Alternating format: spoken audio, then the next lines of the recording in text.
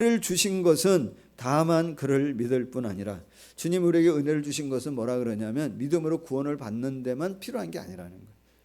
믿고 구원을 받은 은혜를 우리에게 주셨지만 우리에게 은혜를 주신 이유가 또 있는데, 뭐라고 말씀하시냐면 29절 하반절에 보시면 또한 그를 위하여 고난도 받게 하려 함이라는 거예요.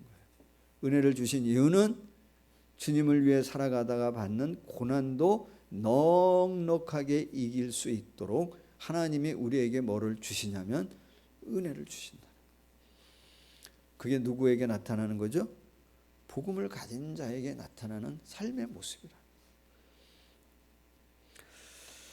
그래서 마지막 절에 이렇게 얘기합니다. 30절, 너희에게도 그와 같은 싸움이 있으니 이건 내 안에서 늘 있는 거고 이제도 너희 안에서 듣는 바라. 우리가 영적 싸움이라고 표현을 많이 하는데 이 싸움이 나에게도 있고 여러분에게도 있습니다.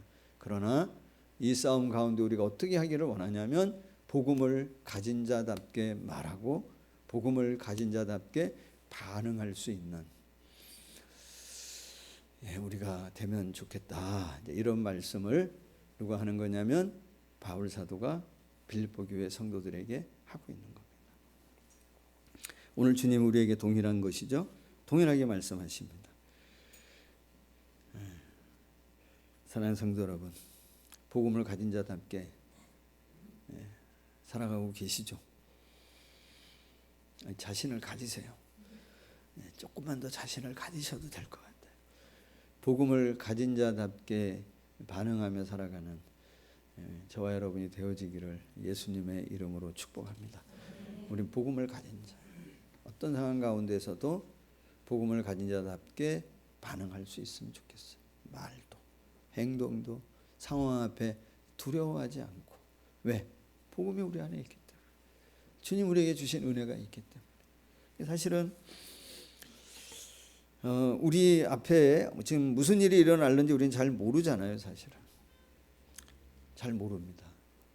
우리가 많은 계획을 세우고 의도하고 뜻하지만 계획 세우고 의도되어진 일들보다는 그렇게 순탄하게 펼쳐질 때도 있지만 내가 의도하지 않고 계획하지 않았던 일들이 우리 앞에 턱턱 다가올 때도 있습니다.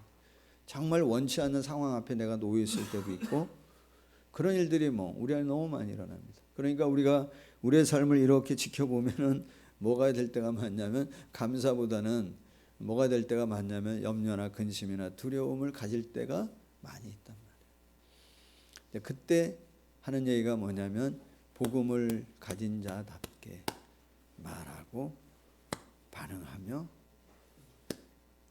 살아가라 말씀하고 있습니다. 바울은 그렇게 말씀하고 있는데, 자, 그럼 여러분, 복음을 가진 자답게 반응하기 위해서 가장 중요한 게 뭘까요? 복음을 가진 자답게 반응하기 위해서 가장 중요한 건 뭡니까? 너무 간단하죠? 복음을 갖고 있냐, 안 갖고 있냐. 가장 중요한 것은 복음을 가진 자만이 복음에 합당한 반응을 합니다. 사람은 누구나 자기가 가지고 있다고 생각하는 것으로 인하여 가진 것으로 뭐하냐면 반응할 때가 많아요. 말씀을 가지고 있으면 말씀으로 반응하고요. 뭔가 미움을 가지고 있으면 미움으로 반응하고요. 뭔가 돈을 많이 갖고 있으면 왜 돈질한다고 그렇게 반응합니다. 뭔가 갖고 있는 거로 반응합니다. 바울은 자기가 가진 것을 뭐라고 표현하냐면 바울은 자신이 가진 것을 이렇게 표현합니다. 1장 20절 한번 보시죠. 빌립보서 1장 20절, 나의 간절한 기대, 내 소망이 있는데 아무 일에든지 부끄럽지 아니하고 지금도 전과 같이 온전히 담대하여 내가 살든지 죽든지. 이게 살든지 죽든지라고 하는 것은 내 기대, 내 소망이 사는 것과 죽는 것이 아니라는 거예요. 거기에 있지 않다는 거예요. 살든지 죽든지 뭐라고 얘기하냐면 그리스도가 존귀하게 되어지는 것. 주님이 내 안에서 존귀하게 되어지는 것. 그래서 21절에 이렇게 얘기합니다. 같이 한번 읽어볼까요? 이는 내게 사는 것이 그리스도니 죽는 것도 유익함이라. 이게 좀 어렵죠. 늘 처음부터 이렇게 고백했던 건 아니에요. 그러나 어쨌든 바울이 지금 고백하는 건 뭐냐면, 내 안에 가득 차 있는 것은 내가 얼마를 더 살고 얼마나 더 어떻게 지내느냐의 문제가 아니고, 내가 정말 바라고 내가 소망하는 것은 내 안에 누구로 가득 채워지는 걸 원하냐면 주님으로, 예수 그리스도로 가득 채워져서 내가 살든지 죽든지 그분이 나로 인해 존귀함, 영광을 받으시는 거, 내 그거 원한다는 거예요. 처음부터 그랬던 거 아닙니다. 저는 바울하고 저하고 비교하면 비교할 수 있을까? 비교할 수 있을 게 뭐가 있을까? 제가 좀 더 나은 거. 네? 제가 좀 더 나은 거 뭘 비교할 수 있을까? 일단 제가 자신 있는 거 뭐냐면 외모. 아니 정말로 그 바울 그 그림 보면, 바울 그림 보면 정말 못생겼습니다. 내가 아무리 접고 들어가도 내가 이길 것 같아. 정말 그래요. 키도 제가 좀 더 크고요. 머리숱도 제가 더 많고요.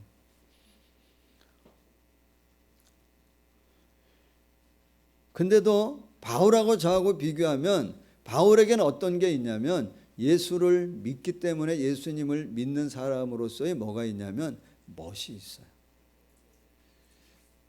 뭐를 갖고 있냐면, 옛날에는 그 사람이 어떤 사람이었어요?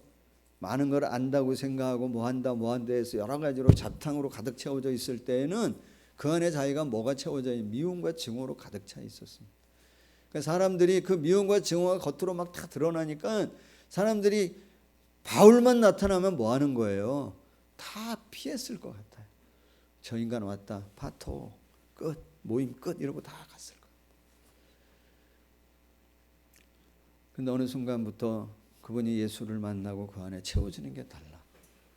누구로 채워지기 시작하냐면 예수님으로 채워지기 시작하네.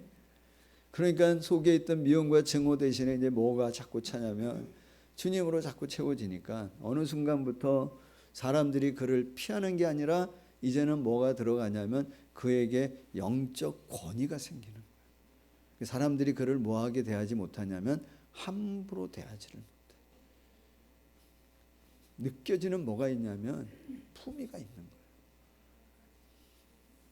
품격이 있는 거예요. 아름다움이 있는 거예요. 멋이 있는 거예요. 그 영적 권위만 있는 게 아니야. 그래서 사람들이 두려워하는 게 아니라 그 사람에게 뭐도 있냐면 친절함과 따뜻함도 있는 거야. 그래서 그 사람에게 많은 사람들이 뭐 하냐면 배우고 싶어 해. 그 아름다움이 누구에게 있냐면 바울에게 있는 거예요. 어디서 나오는 거예요? 그게 채워진 예수 그리스도로 나타나는. 제게 영적 권위가 있는가? 뭐 좀 있겠지만 누구랑 비교할 수 없어. 바울과 비교할 수 없어. 인정해 그거는. 왜 그러냐면 저는 빌립보 1장 20절 21절에 바울이 고백하는 것 같은 고백을 아직 제가 다 할 수 없어. 그 상태가 아닌 걸 알아. 그래서 나의 소망과 기대는 그래도 뭐냐면 날마다 경건의 삶을 통해 예수 그리스도를 내 안에 채우고 싶은 소망과 기대는 갖고 있는 거예요. 그래야 우리가 뭐로 살아갈 수 있냐면 복음에 합당한 자로 살아갈 수 있는. 목사가 왜 저래? 이 말보다는 그래도 듣고 싶은 말은 뭐예요? 목사다워. 이 말 듣고 싶은 거잖아요. 정말 믿는 사람이 뭐 저래? 이 말보다는 정말 믿는 사람다워. 이 말을 우리가 들어야 되잖아. 그럼 우리가 어떻게 해야 되는 거예요? 어떤 형태로든지 간에 뭐 기도를 하든 예배를 하든 말씀을 보든 뭐를 하든지 간에 누구와 늘 연결이 되어져 있는 주님과 오픈되어져 있는. 그래서 매일매일 뭐가 채워지는 주님으로 채워지는 삶을 살 때 우리를 통해 드러나는 그 어떠함이 하나님이 인정받으시고 하나님 기뻐하시고 그런 일들이 있게 되어질 줄로 믿습니다. 있으면 좋겠습니다. 그래서 우리가 자꾸 이 말 들으면 이 말이 맞는 것 같고 저 말 들으면 저 말이 맞는 것 같고 이거 왜 흔들려요? 우리 안에 주님으로 말씀으로 채워지지 않으면 그런 거예요.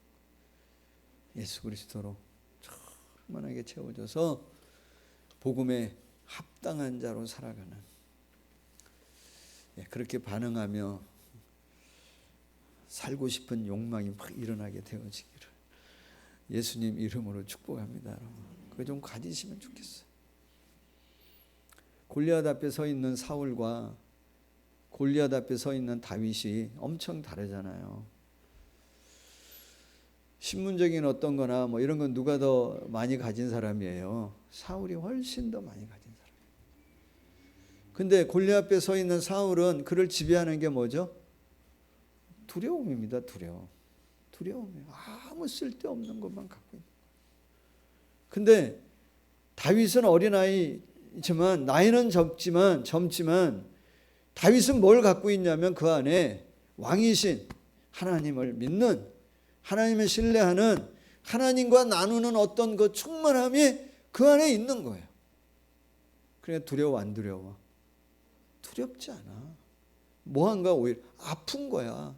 저놈이 뭐길래 하나님을 모욕하냐 말이야. 그러니까 하나님을 욕하는 거를 아픔으로 느끼는 거는 다윗 그 안에 뭐가 있냐면 하나님으로 채워져 있기 때문에 하나님을 모욕하는 게 너무 싫은 거야. 아픈 거야. 도대체 저 인간이 뭐길래 하나님 모욕하고 우리는 뭐길래 아무 반응도 못하고 이러고 있냐. 누가 나가겠다는 거예요? 내가 나가겠다는 거예요. 나갑니다. 그거 보면 재밌어요. 성경 말씀 보면 나가니까 누가 긴장하고 나오냐면 골리앗이 긴장하고 나오잖아요. 안 나오다 어떤 인간이 나온다니까 도대체 엄청 대단한 사람이 나오는 줄 알고 긴장하고 앞에 방패를 든 다른 사람 세워가지고 막 나오는데 보니까 누가 나오는 거예요? 새파랗게 젊은 애가 나오는 거예요. 무시하죠. 근데 성경은 뭐라고 얘기하냐면 이렇게 표현합니다. 뭐라고 얘기하냐면 그 다윗을 향해 젊고 붉고 용모가 아름다웠다고 얘기해요. 누구 앞에 섰을 때? 골리앗 그 앞에 섰을 때. 그 안에 뭐가 있는 거예요? 하나님이 부으시는 그 아름다움, 그 뭔가 카리스마가 뭐냐면 있는 거예요. 있습니다. 긴장을 놓고 하는데 다시 좀 더 가까이 가서 보니까 골리앗이 보니까 다윗을 보니까 알겠는 거야. 뭘 알겠는 거죠? 제가 나를 뭐하다고요? 완전 개무시하는 거를 보이는 거야. 정말. 개무시하는. 그러니까 성경에 뭐라 그래요? 골리앗이 다윗을 향해 뭐라? 넌 나를 뭐처럼 여기냐? 개같이 여기냐? 이러고 나온단 말이야. 근데 사실은 다윗은 누구를 개같이 여기는 거야. 그 뭐가 있냐면 당당. 두려움 대신. 왕은 누군데? 사울인데 왕 같은 얘기를 하는 건 누가 얘기하냐면 다윗이 얘기해. 왜? 그 안에 왕이신 하나님으로 가득 차 있기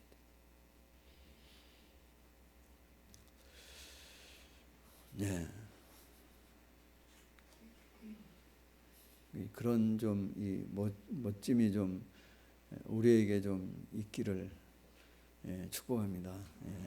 여러분 막 팔순잔치 갔는데 30대가 앉아 계시네 막 이렇게 막 되고. 어제 우리 문권사님 70 잔치 가족끼리 해서 제가 가서 잠깐 기도하고 예배했는데 앉아 계시는데 뭐 다들 한 얘기가 60 환갑 잔치 하는 것 같다고 이렇게. 여러분 그리스도인이라고 하는 이름을 어디에서 처음 들었죠? 그리스도인이라고 하는 이름을 어디에 제일 먼저 나옵니까?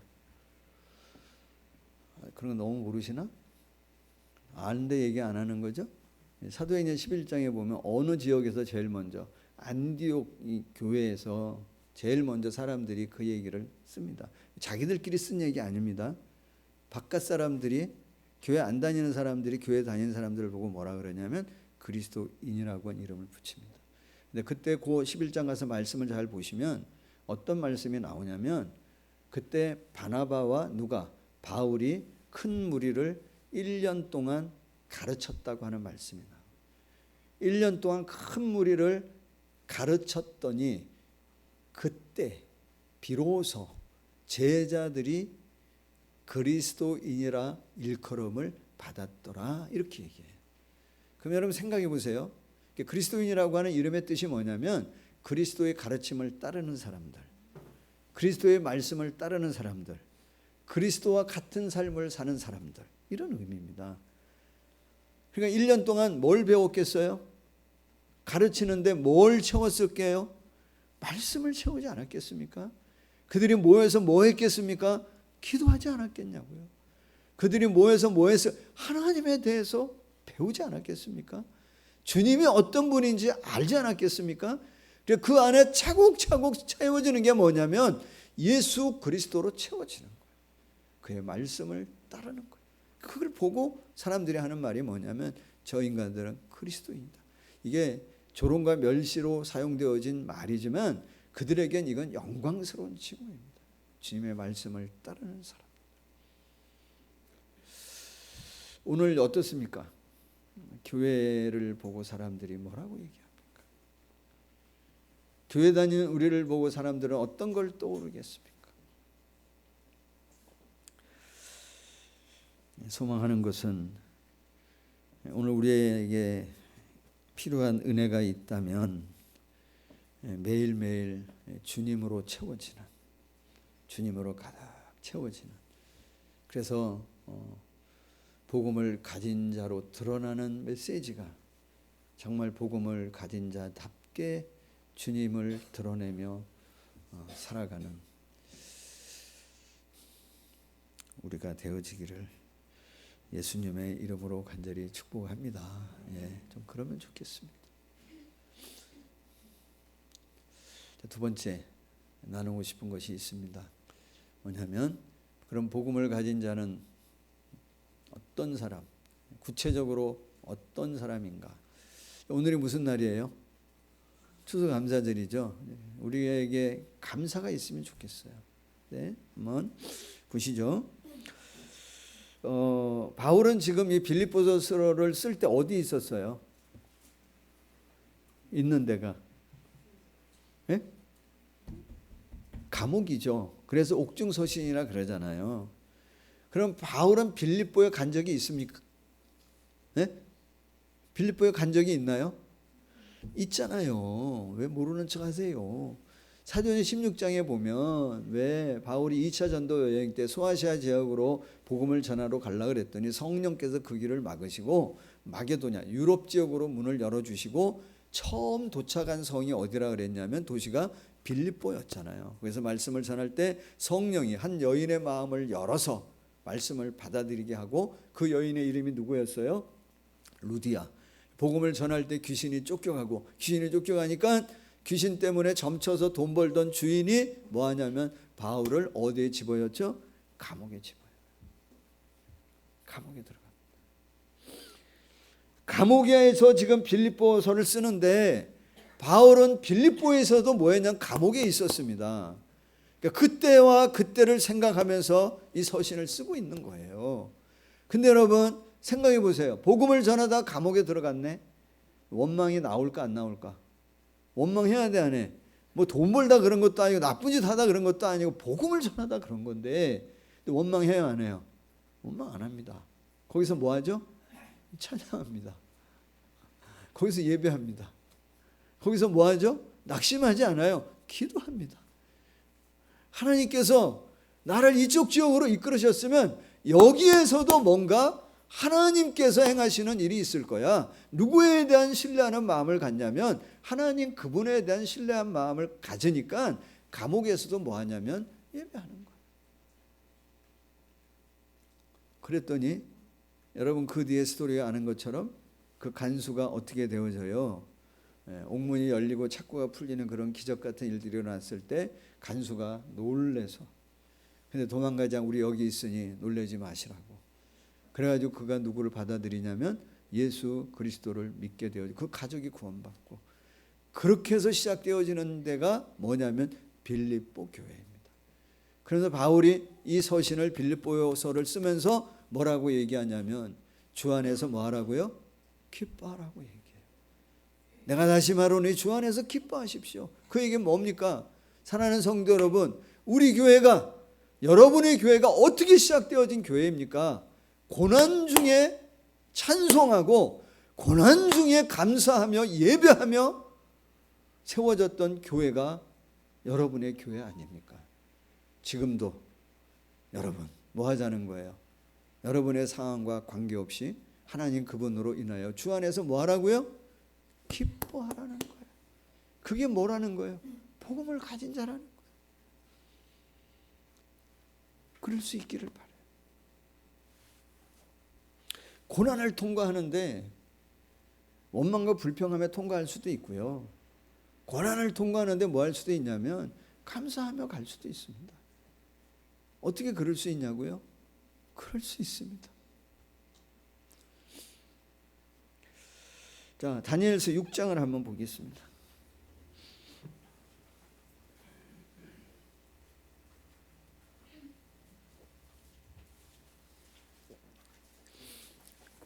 다니엘서 6장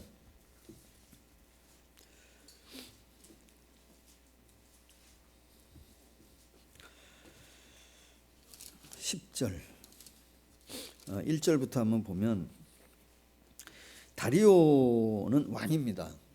메데 바사 지역의 큰 나라의 왕입니다.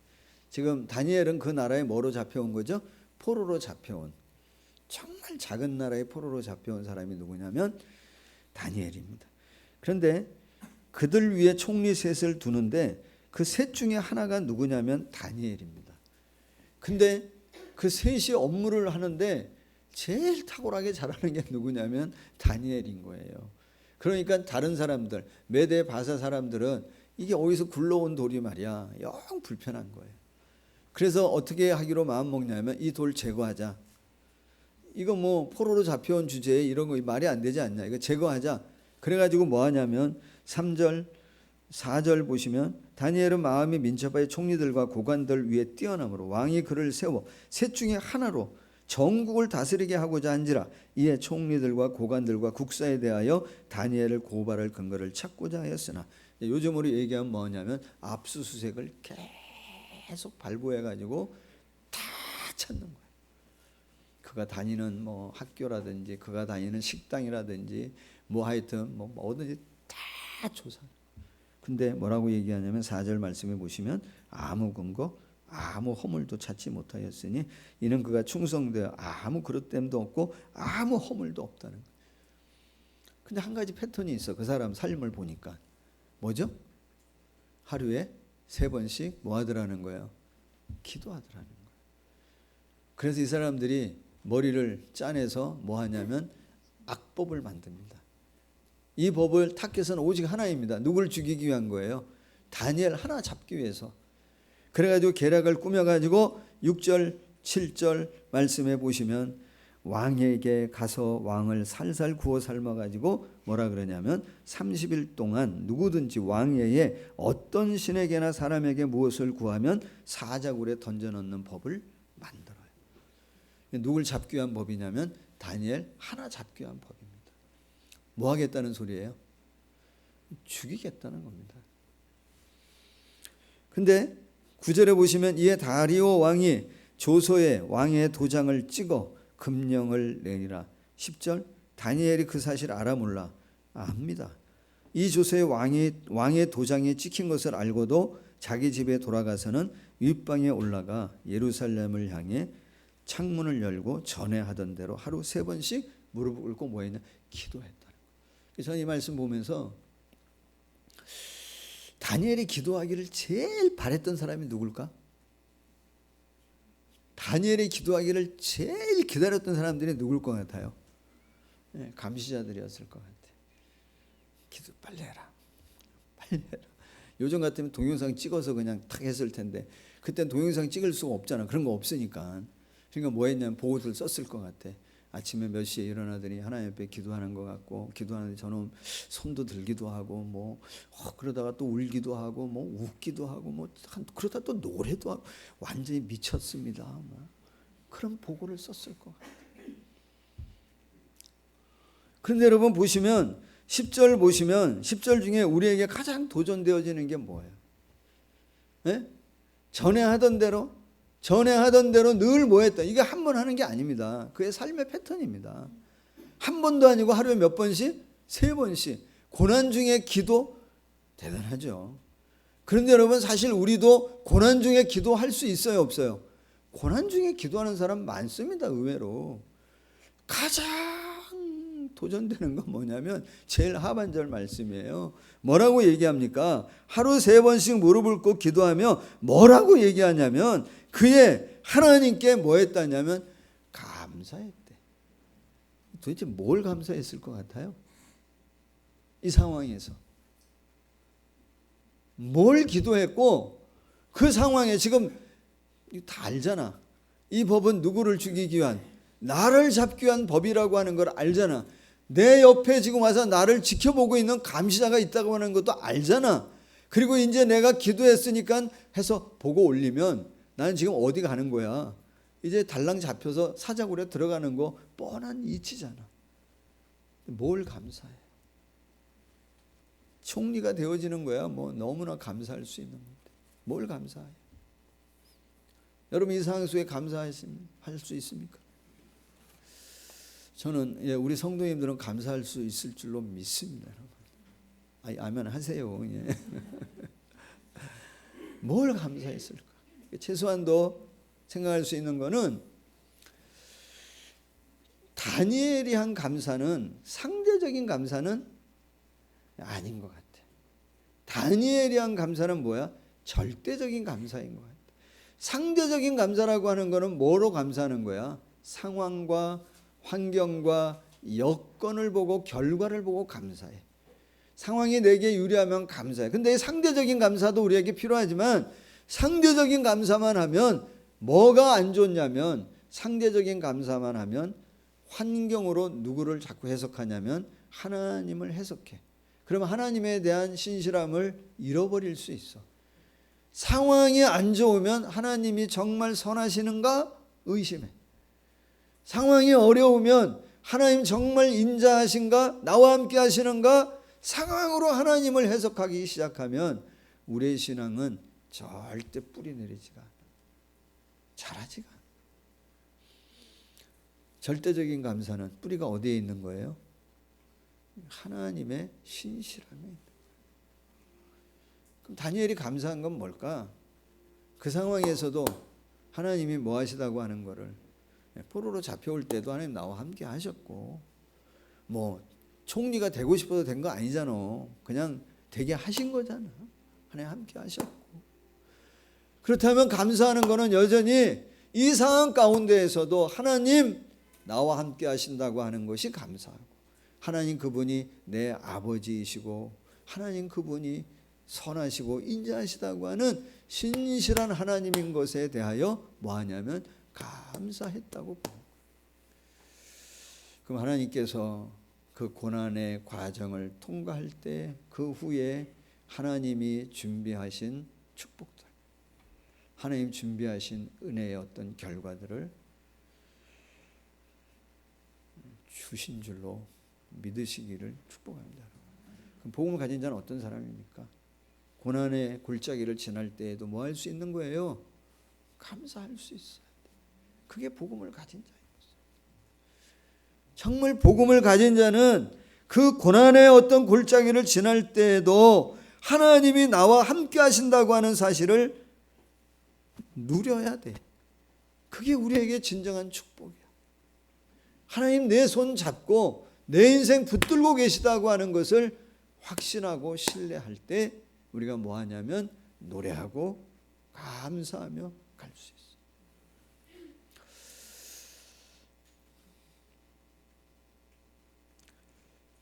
예, 그렇게 감사할 수 있는 우리 성도님들이 되시기를 주님의 이름으로 축복합니다. 네. 저만 또 흥분했죠? 같이 좀 흥분하면 좋을 것 같은데. 예, 그런 말이 있어요. 독수리가 어디에 앉는 줄 아세요? 독수리가 그러면 누가 그러더라고요. 독수리는 절대 남의 집 빨랫줄 위에 앉지 않는다고. 그죠? 독수리가 남의 집 빨랫줄 위에 앉는 건 누가 앉아요? 어떤 새가? 참새들. 독수리는 그렇지 않습니다. 독수리는 높은 뭐죠? 뭘 갖고 있기 때문에? 꿈이 있기 때문에. 우리 독수리 같은 사람들이잖아. 제가 이 얘기 여러 번 지금 쓰는데요. 어디서 제가 봤는지 들었는지 뭐 하여튼 잘 기억은 안 나는데, 미국의 어떤 언론사에서 이렇게 조사를 했는데 사람들이 가장 많이 쓰는 단어가, 가장 좋아하는 단어가 뭔지를 조사했는데 알파벳 중에 1위가 뭔지 아세요? 1위가 알파벳 중에 M이라고 하는 단어래요. M 알파벳. 무슨 단어가 1위일까요? 그러면 mother, 엄마 이 1위래. 2위는 P는 뭘까요? 파더. 파더는 100위 안에도 못 들었대. 파더. 2위가 뭐냐면 패션, 열정. 근데 여러분, 요한계시록 3장에 보면 라오디게아 교회인가에 하나님이 그 교회를 책망하실 때 뭐라 그러냐면, 차지도 않고 덥지도 않은 미지근한 내 너희를 뭐 하고 싶다 그랬냐면 토하고 싶다고. 그러면서 뭐라고 얘기하냐면, 뭐를 가지라고 해요? 열심을 가지라고. 그게 뭐예요? 패션입니다. 열정을 가지라고. 제가 우리 성도님들 보면 여러분 안에 주님 계시죠? 내가 그 의심하지 않아요. 아멘 안 하네. 여러분 안에 예수님 계시죠? 그건 내가 인정해요. 근데 아쉬운 건 뭐냐면 그 주님이 여러분 안에 조금 더 활발하게 역사되어지면 좋겠다. 복음을 가진 자답게 뭐 하냐면 반응하면 좋겠다. 열정, 열심. 정말 복음을 가진 자답게 내 안에 계신 예수 그리스도로 인하여 나타나는 어떤 언어, 그분이 나를 지배하고 다스리기 때문에 고난을 통과할 때에도 그들과 세상 사람들과 다른 그 어떠함이 좀 드러나야 되지. 요게 좀 있으면 정말 좋겠어요. 예수님이 우리의 소망인 줄로 믿으십니까? 정말 예수님이 내 소망인 줄로 믿어서 우리가 예수로 채워지는 삶을 산다면, 예수님이 누구 때문에 소망을 갖냐면 그 사람 때문에 소망을 가질 것 같아요. 그 사람, 아직 그 사람 때문에 희망을 가질 것 같아요. 우리 교회를 보고 우리 주님이 희망을 가질 수 있는, 그래도 한국교회 그래도 희망이 있다. 아멘 안 하네. 여러분 가정을 보고 하나님이 그래도 이 땅에 그리스도인의 가정 아직도 희망이 있다. 아멘 해요. 아멘.